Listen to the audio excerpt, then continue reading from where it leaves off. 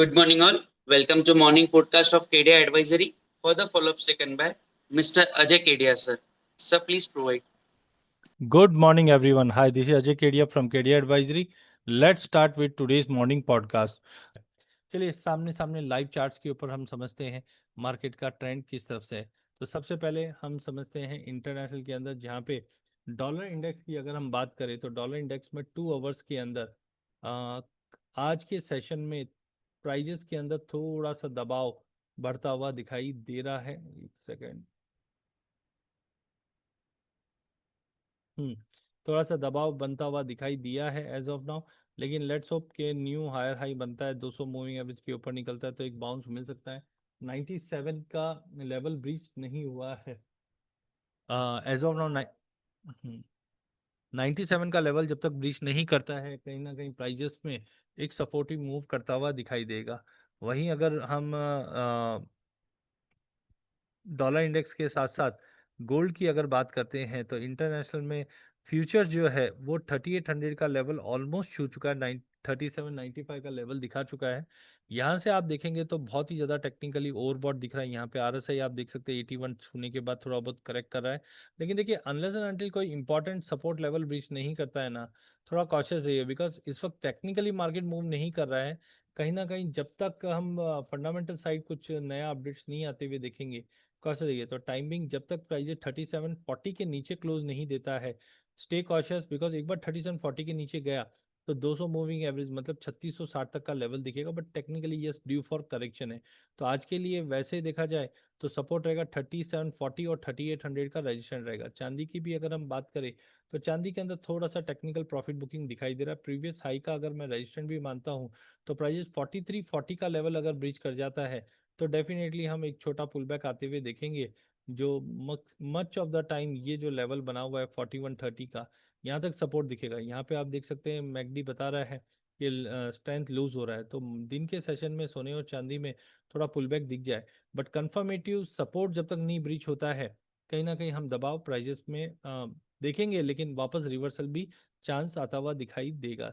Spot में भी अगर हम देखते हैं तो 3760 का लेवल प्राइजेस सस्टेन नहीं कर पा रहा है एज ऑफ नाउ। जो सपोर्ट आता हुआ दिखाई देगा स्पॉट के अंदर, वो कहीं ना कहीं 3700 का है। एक बार 37 के नीचे निकलता है, देन डेफिनेटली प्राइजेस के अंदर हम 36 मतलब 100 रुपये का मूवमेंट आप देख पाओगे, बट एक करेक्टिव डिप आने के पूरे पूरे चांसेस दिखाई दे रहा है। वहीं अगर चांदी की अगर हम बात करें तो चांदी 44 20 का लेवल ऑलमोस्ट एक रेजिस्टेंस के रूप में दिख चुका है। यहाँ से मार्केट अगर पुल बैक देता है तो पहला सपोर्ट जो रहेगा स्ट्रांग, वो कहीं ना कहीं आप देखिए 4280 का रहेगा। मोमेंटम है, करेक्शन ड्यू है आज के इस सेशन में, मिल सकता है। वहीं अगर गोल्ड के प्रीमियम की अगर बात करें तो यहाँ पे हमने कमी आते हुए देखी।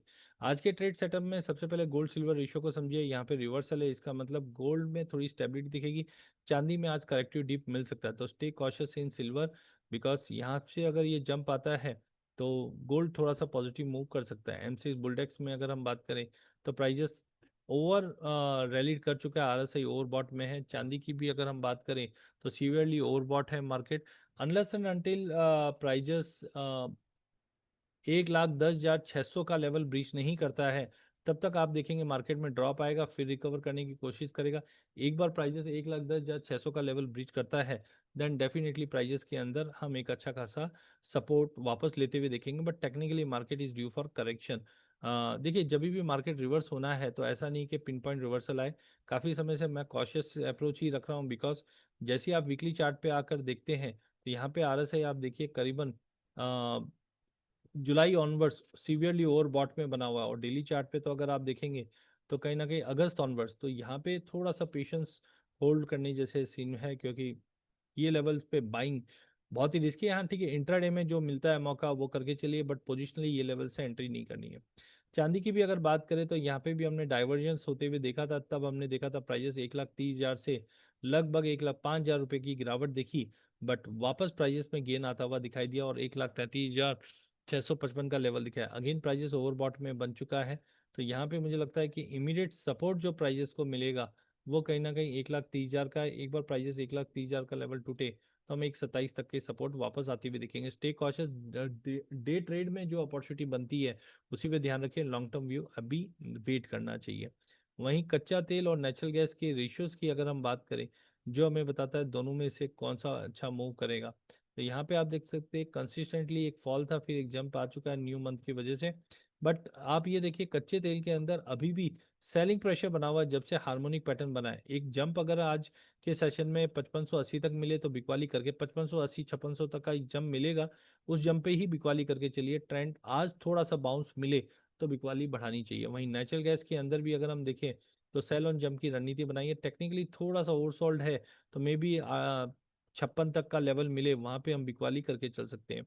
क्विकली कॉपर की अगर बात करें तो एक रेंज बाउंड एक्टिविटी बनी हुई है, जब तक प्राइस 912 के ऊपर नहीं जाता है तब तक होल्ड नहीं करेगा, एक रेंज में ही कंटिन्यू करेगा।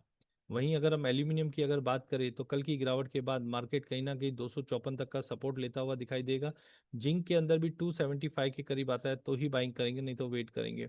लेड में कंसोलिडेशन जारी है, जो 182 करीब लेके काम कर सकते हैं। क्विकली अगर हम एग्री कमोडिटी की अगर हम बात करें तो एग्री कमोडिटी के अंदर कैस्टर के अंदर एक बड़ी गिरावट के बाद हार्मोनिक बना है, थोड़ा वेट एंड वॉच कीजिए, लेकिन 6550 के ऊपर 6600 का लेवल दिखा सकता है। वहीं कॉटन सीड ऑयल केक के अंदर थोड़ा बाउंस एक्सपेक्टेड है, जो 2940 तक के बाउंस पे हम बिकवाली करके चलेंगे। धनिये के अंदर भी प्राइजेस के अंदर एक करेक्टिव डीप ले सकता है, प्राइजेस बिकवाली करके चलिए आज के सेशन में, जो 80 to 50 तक का टारगेट रह सकता है। गवार सीड गवार गम में वेट एंड वॉच कीजिए, टेक्निकली ओवरसोल्ड है, करंट लेवल से कोई ट्रेड करने की हिदायत नहीं है। 4900 का सपोर्ट लेना चाहिए। लास्ट अगर गवार गम की बात करें तो 8800 8850 का एक सपोर्ट मार्केट में रहना चाहिए।